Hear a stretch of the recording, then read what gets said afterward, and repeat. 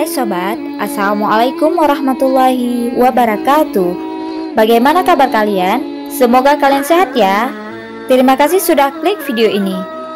Mari bagikan pengetahuan Islam dengan cara like, share, and subscribe channel Kepoin Islam. Semoga bermanfaat bagi kita semua. Kepoin Islam yuk.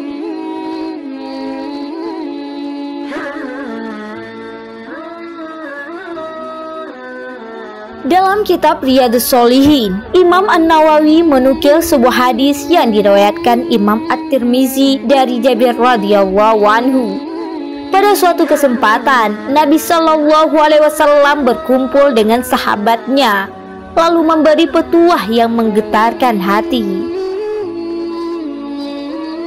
Sesungguhnya yang paling aku cintai di antara kalian dan paling dekat tempat duduknya denganku pada hari kiamat adalah orang yang paling baik akhlaknya.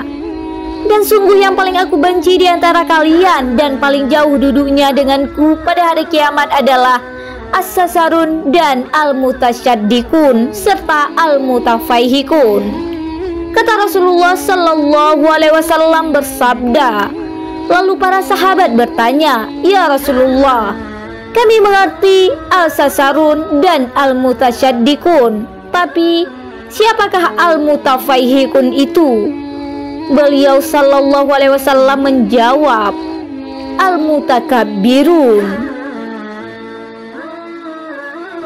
Melalui hadis ini, Nabi Shallallahu alaihi wasallam hendak mengingatkan umatnya soal 3 perkara yang paling dibencinya, karena termasuk akhlak al-mazmumah atau perilaku buruk. Berikut perilaku yang sangat dibenci Rasulullah.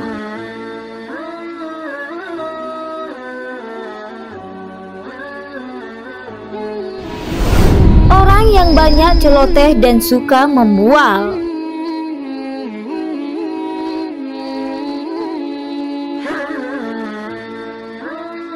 Golongan pertama yang dibenci Nabi Shallallahu alaihi wasallam adalah pembual atau pendusta yang banyak cakap dan lagunya, serta pandai pula bersilat lidah. Kadang ucapannya disertai argumentasi logis dan yuridis, namun mengandung kebohongan dan tipuan. Kalau bicara seenaknya, kurang menjaga adab dan menyela pembicaraan. Nabi Shallallahu alaihi wasallam berpesan, katakanlah yang baik atau diam. Jangan percaya kepada orang yang banyak cakap tapi minim amal atau tidak sesuai dengan lakunya. Hal ini selaras dengan firman Allah dalam surat As-Saff ayat 2-3. Wahai orang-orang yang beriman, kenapakah kamu mengatakan sesuatu yang tidak kamu kerjakan? Amat besar kebencian di sisi Allah bahwa kamu mengatakan apa-apa yang tidak kamu kerjakan.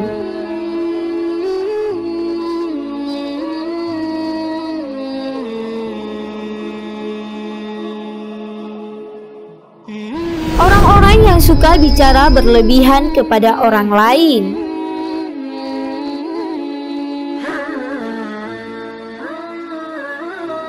Golongan kedua yang dibenci Nabi Shallallahu alaihi wasallam adalah orang berlagak fasih dengan tata bahasa yang menakjubkan. Jika bicara, bumbunya berlebihan hingga tak sesuai kenyataan. Lihai dalam bertutur kata, tapi hanya ingin dapat pujian. Tidak jarang pula bahasanya indah namun berbisa atau menghinakan.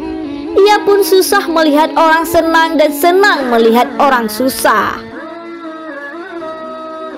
Dalam diri manusia ada hati atau wadah, akal atau pengendali, dan hawa nafsu atau keinginan. Jika hati kotor, yang keluar dari lisan pun kotor. Jika baik, yang keluar dari ucapan juga baik. Allah berfirman dalam surat Asy-Syams ayat 8-10. Maka Allah mengilhamkan kepada jiwa itu atau jalan kefasikan dan ketakwaannya. Sesungguhnya beruntunglah orang yang mensucikan jiwa itu, dan sesungguhnya merugilah orang yang mengotorinya.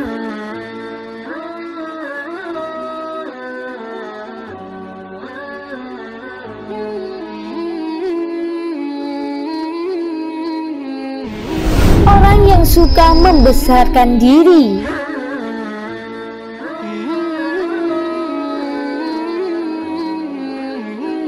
Golongan ketiga yang sangat dibenci Nabi Shallallahu Alaihi Wasallam, yakni orang sombong atau angkuh.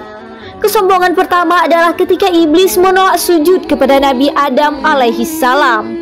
Lalu ia pun dikeluarkan dari surga. Kejadian itu pun diabadikan dalam Al-Quran surat Al-Maidah ayat 29-35.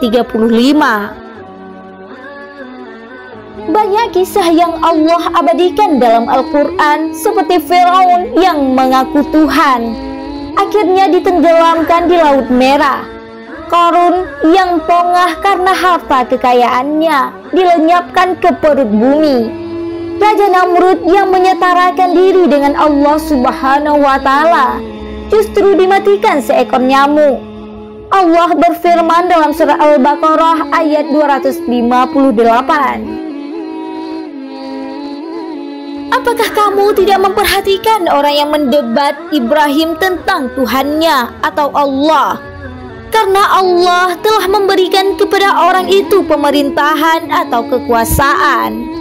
Ketika Ibrahim mengatakan, Tuhanku ialah yang menghidupkan dan mematikan, orang itu berkata, saya dapat menghidupkan dan mematikan. Ibrahim berkata, sesungguhnya Allah menerbitkan matahari dari timur, maka terbitkanlah dia dari barat.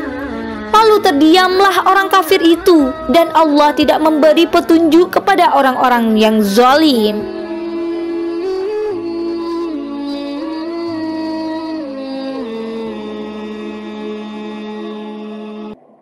Nauzubillah.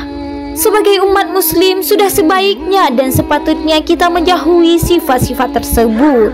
Semoga kita selalu terhindarkan dari sifat yang demikian dan menjadi hamba yang selalu menjalankan perintahnya serta sunnah Rasulullah dan menjauhi larangannya.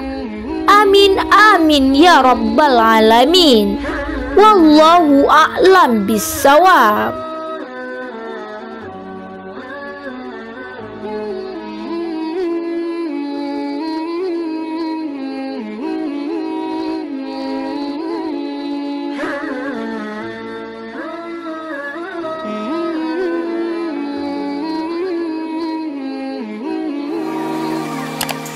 Oh